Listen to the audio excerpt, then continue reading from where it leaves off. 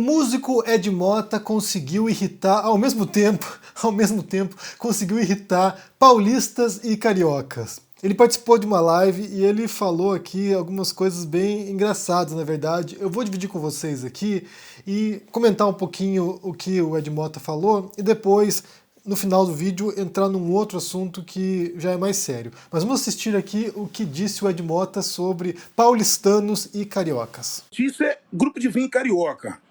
Que é geralmente assim, por exemplo, tem uma ordem, que os vinhos têm uma ordem. Você tem 20 vinhos para beber. Você tem que saber a ordem dos vinhos certinho. No Rio de Janeiro nada tem ordem, bicho. Entendeu? Você faz um grupo de vinho no Rio, pô, vamos abrir aí conforme a gente vai achando gostoso e vamos ver, vamos conversando, porra. Cadê as mulheres, porra?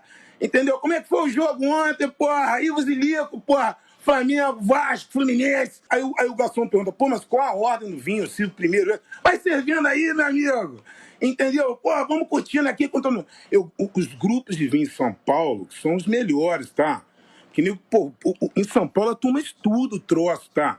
Então é sempre assim. Puta, é de super prazer. Todo mundo, assim, com um clima assim mais, um pouco mais tristonho, meu. E falando assim, ó, Edi, olha, vamos começar com essa champanhe. Vamos começar com esse aqui, que vai ser um pouco menos intenso. E a segunda parte, o terceiro, vai vir com uma acidez um pouco mais gostosa, mais vibrante. A gente vai sentir uma acidez um pouco mais elétrica no fundo da língua, meu. O quarto vinho, meu, você errou, hein? Está menos... Tá, traz ele um pouco menos gelado, meu. Aí o cara traz um vinhozão, meu, super gostoso, viu? Você sabe, Edi, vou te contar uma coisa legal, meu. Daqui a 2 meses, meu, a gente vai visitar o produtor, meu, com vários amigos. E nós vamos ficar amigos do produtor, meu. É mesmo, cara. Aí voltou pro grupo do Rio, né? Que de repente foi convidado. Um dos caras do Rio foi convidado pra esse grupo de São Paulo. Ih, meu pai, estão me chamando lá, vou lá nessa porra, meu. Vou lá nessa porra, vai ser bom pra caralho, os paulistas que vão pagar. Entendeu? Vai estar cheio de mulher lá na França, cheio de mulherzinha francesa, né? Ui, que vai me amar umas mulheres. E aí vou beber uns vinhos, pô. Vou beber uns vinhos do cara, maluco. Eu vou curtindo, cheio de mulher. Eu quero saber das mulheres, maluco. Porra, quero saber das mulheres. Cadê as mulheres, maluco? É tudo assim, tá? Minha vida. Por anos essa porra aí, tá? Puta que pariu, bicho. De um lado, um bando de ignorante. Do outro lado, nego chato pra caralho.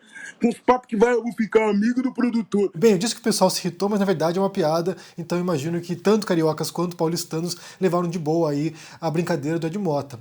O que o Ed Mota faz aqui, quando ele imita, né, os trejeitos e as falas e o modo como paulistanos e cariocas se comportam, é trabalhar com estereótipos. E esses estereótipos, gente, eles não são bem racionais, né? Eles são quase automáticos. A gente opera no mundo, a gente trabalha no mundo compartimentalizando a realidade em certos tipos ou em certos estereótipos. É claro que quando a gente fala de humor aqui, como faz o Ed Mota, esses estereótipos eles funcionam muito bem, porque a gente rapidamente identifica, né? Então, por exemplo, pega lá o carioca, o paulistano, o gaúcho, o baiano, o goiano, o mineiro, separa nesses tipos com certas características facilmente reconhecíveis, e isso causa um alívio cômico, isso causa um reconhecimento cômico. Mas é evidente, quando você vai trabalhar na realidade, observar a realidade, ela tem muito mais nuances do que isso, né? Certamente há muitos cariocas que são criteriosos, que, nesse caso dos vinhos aí, respeitam a ordem dos vinhos, e tem paulistanos que são largados, né? Que são, sabe, escrachados. Então, assim, obviamente que o mundo real tem inúmeras nuances. Mas, quando se trata de comédia, como eu falei, isso funciona, isso funciona. E quem trabalha com comédia adota isso o tempo todo. Por outro lado, esses estereótipos também operam no nível do debate, né, no nível da argumentação. Quando você, por exemplo, joga um rótulo em alguém, quando você joga, por exemplo, um rótulo de comunista em alguém, ou de fascista em alguém, ou de reacionário, ou de liberal, ou de, sei lá, esquerdista, petista, quando você joga esses rótulos, bolsominion, quando você joga esses rótulos, no ato, ao fazer isso, você está já marcando a pessoa, aquele grupo, com um estereótipo. Então, assim, você já tem expectativas para aquele grupo. Ou seja, um fascista vai se comportar desse modo, vai pensar desse modo, vai falar desse modo, um comunista vai pensar desse modo, falar desse modo e agir desse modo, e aí você já separa a realidade nesses tipos de rótulos E eles te ajudam a navegar na realidade, mesmo se forem equivocados ou mesmo se não houver nuances neles. Sendo que na realidade, como eu disse, você tem vários graus de diferenciações. Certamente, se você conhece algum paulistano e algum carioca, você talvez tenha identificado esses estereótipos apresentados pelo Ed Mota. Mas possivelmente você conhece também pessoas que não se encaixam nisso. Só para dar um exemplo aqui, nossos amigos aqui, vizinhos nossos, né, moram 4 casas para baixo aqui,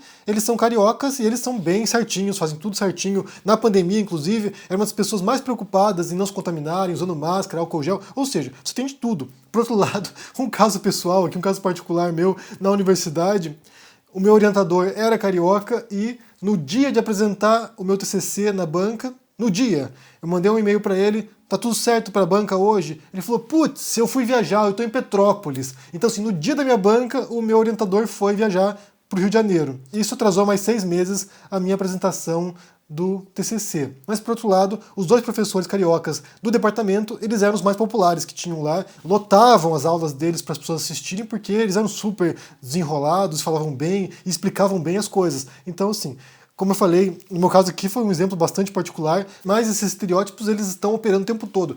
Basta de pensar, por exemplo, tempos atrás que eu falei aqui sobre o caso de Portugal, né, quando portugueses queriam que seus filhos não falassem o português brasileiro, mas sim o português lusitano, o português europeu, e certamente em Portugal há um estereótipo do que são os brasileiros, do mesmo modo como há estereótipos no Brasil de quem são os portugueses. Então é como a gente opera.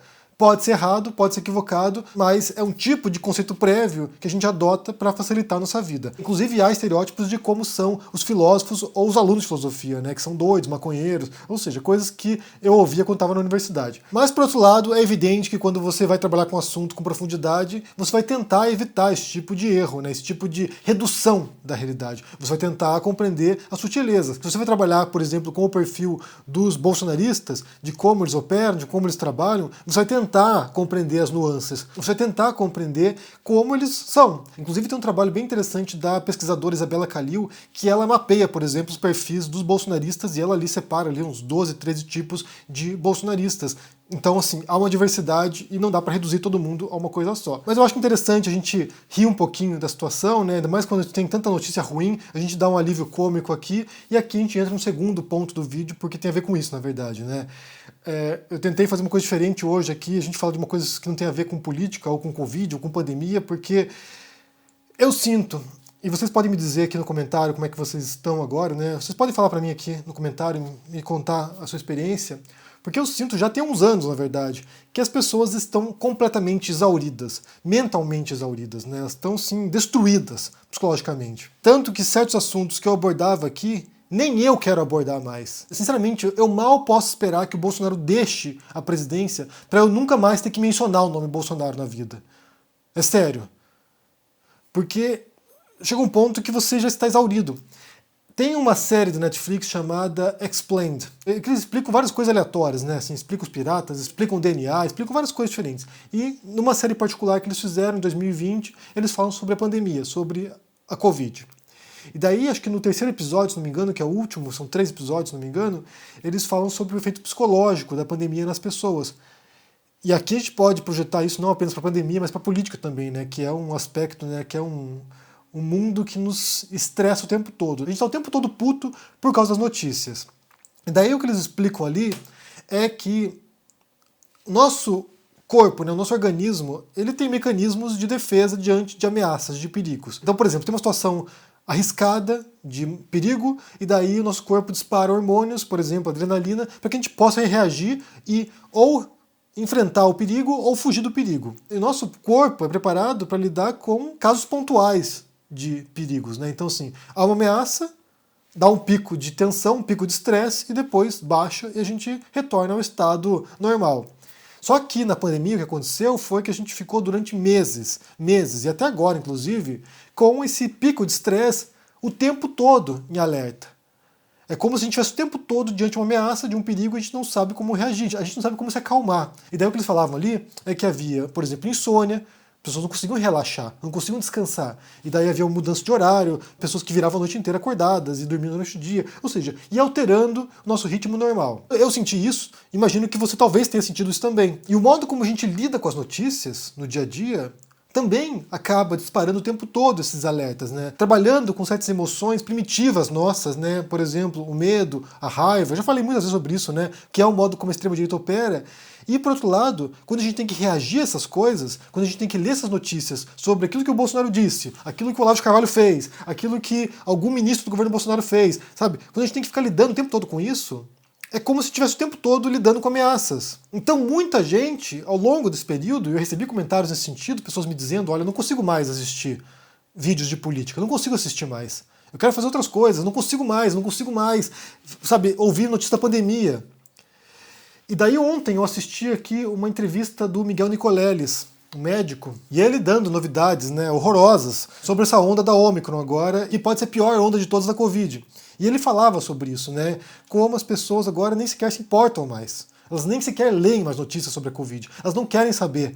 E aqui me remete, quando começou a pandemia, e teve uma festa lá da Pugliese, na qual eles dançavam e gritavam, né, foda-se a vida. E é o que eu sinto agora, as pessoas já não querem mais saber. Foda-se a vida. Dane-se. Vamos viver a vida como der. Então há um desgaste, há uma exaustão mental das pessoas e física. A gente está totalmente destruído depois desse período.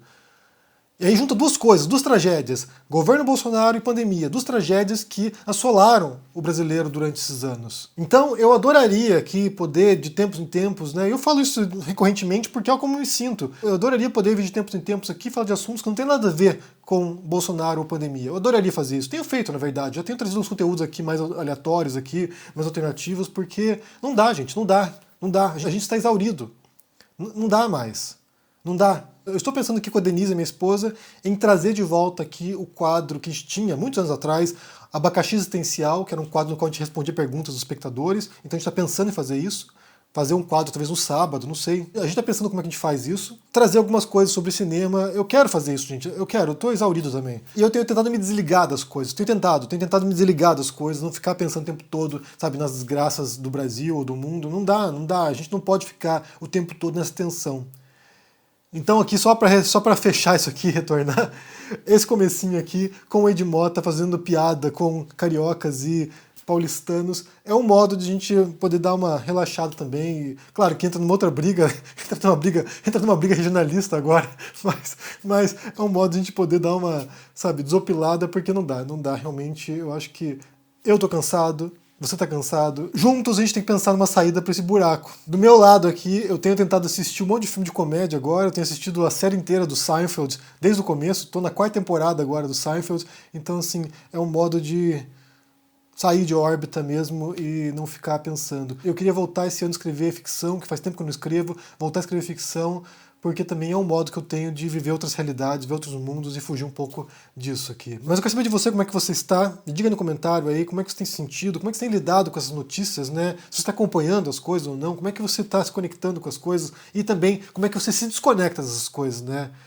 Me diga aí no comentário, deixa aqui embaixo seu joinha, se inscreva no canal, se torne um membro ou um apoiador para dar uma força e se cuide por aí, gente. E a gente vai ter que pensar um modo de, como eu falei, sair desse buraco. E isso tem a ver lidando com a realidade, mas também encontrando modos de se distrair um pouco. Se cuidem e até mais. Tchau!